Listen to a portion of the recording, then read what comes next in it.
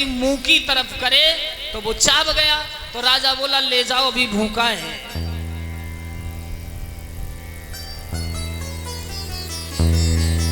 अब कोई दूसरे भैया ले गए,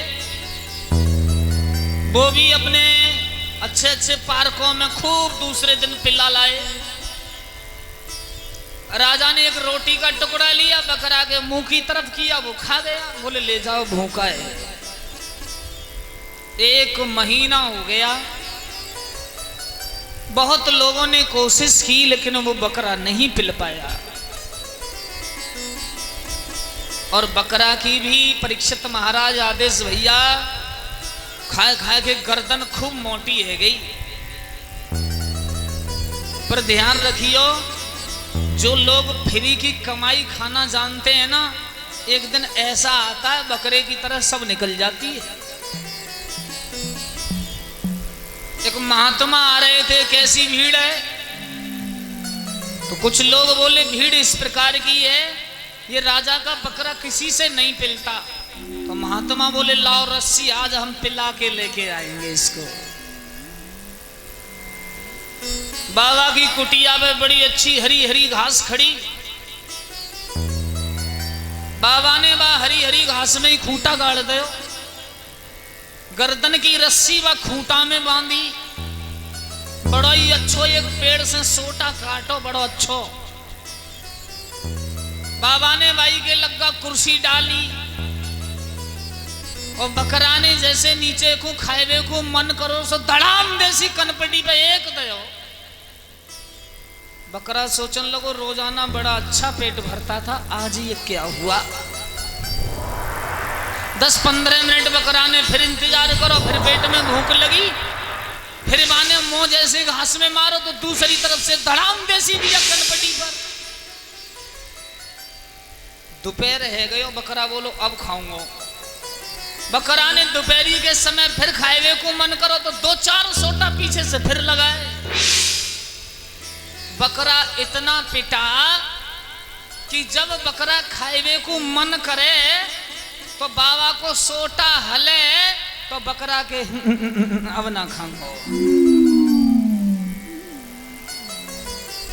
जैसे बाबा को एक आंख की दृष्टि बाबा के सोटई पे लगी, अगर कछु खाए हो तो पीठ पे पड़े। महात्मा बोले अब चल। रस्सी खोली, नगरी की ओर प्रस्थान बाबा ने करो, लेकिन सोटा पर नजर बकरा की लगी। राजा ने थाली सजाई, आदेश भयो आपका बकरा आ गया है। राजा ने थाली सजाई, चावल गेहूं आटा दाल रोटी घास सब रखा, और जैसे नजर करी बकरा के तो बस पेट से पेट मिल लो, मैंने खाओ को झूना, तन से खाल उधड़ी हुई।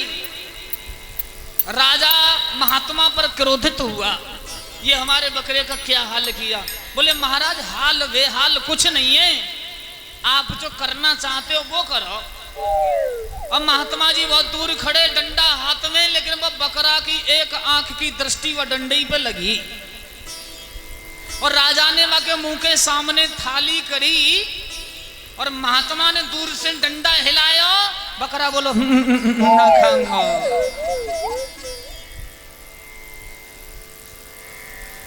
इसका मतलब है कि हमारा जो मन है, इस मन के ऊपर जब तक भक्ति और ज्ञान का कोढ़ा नहीं पड़ेगा, डंडा नहीं पड़ेगा, तब तक ये मन हमारा रुकने वाला नहीं है। ये चंचल स्वभाव से ही रहेगा।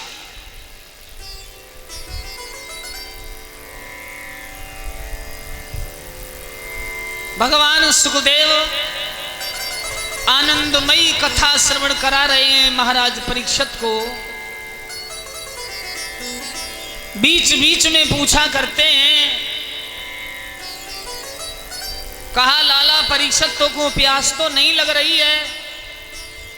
तो परीक्षित कहते हैं आप इतना महान अमृत मुझे पिलाते जा रहे हैं, और इस अमृत को पी करके भी मैं प्यासा रह गया तो फिर मुझे मोक्ष मिलने वाला नहीं।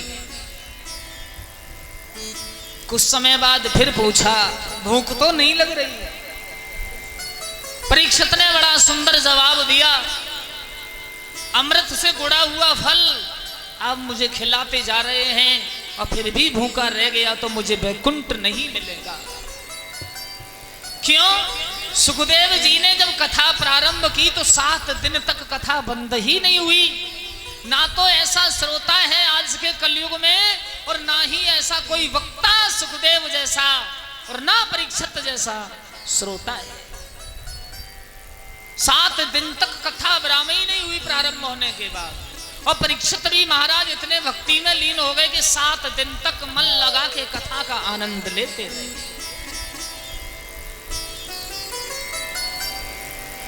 भगवान कृष्ण की उम्र 2-2.5 वर्ष की हुई है। यशोदा मैया ने सोची लाला को जन्म है गयो, यज्ञ हवन करवायो और अब एक छोटी सी कथा और करा दूं घर में। तो गर्गाचार्य मुनि को बुलायो, सत्यनारायण भगवान की कथा कहवे को। और सत्यनारायण भगवान की कथा कहवे जब बुलायो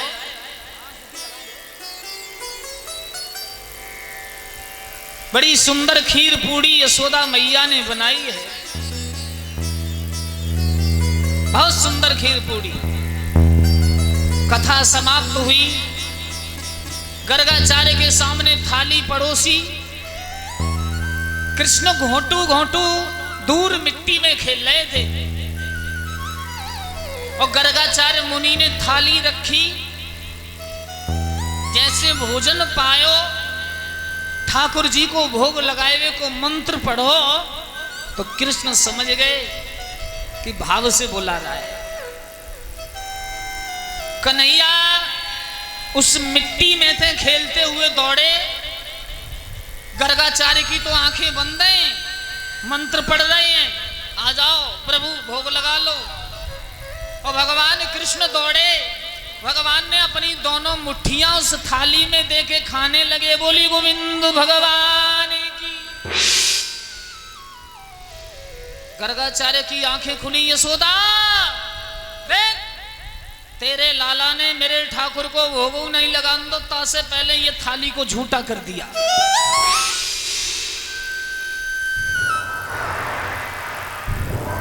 यशोदा ने उस थाली को अलग किया, मेरे लाला कृष्ण को थोड़ी सी खीर दी और दूर जाके आंगन में छोड़ा। दूसरी थाली तैयार करी, गर्गाचार्य को दी, लगाओ भोग। गर्गाचार्य ने फिर दोनों हाथ जोड़े, आंखें बंद की, यशोदा रसोई के अंदर चली गई और भगवान कृष्ण को फिर याद की और भगवान फिर दौड़े और भगवान ने फिर वही दोनों हाथ थाली में दे दिए। यशोदा देख फिर तेरे लाला ने मेरे भोग नहीं लगा दियो भगवान को।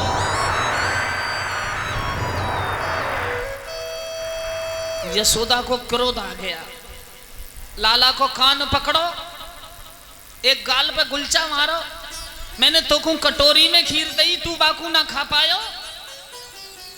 और जब महात्मा के आगे का दूसरी खीर है, भगवान तोतली भाषा में बोले मैया मेरा कोई दोष ना है।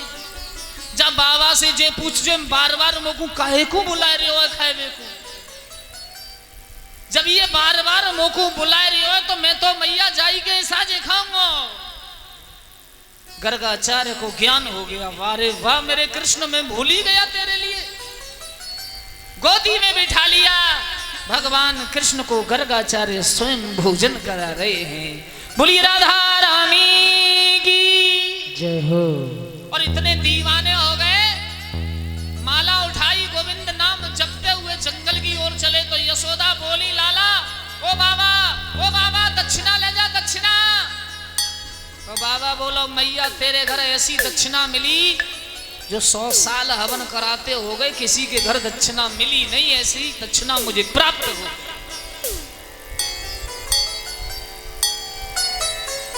और उधर कैलाश पर्वत पर भगवान शिव को पता चल गया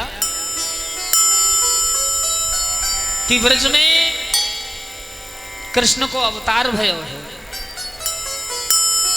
जोगी को रूप धारण करके भगवान चले कैलाश से और उधर कन्हैया समझ गए कि आज हमारे प्रभु दर्शन करने आ रहे।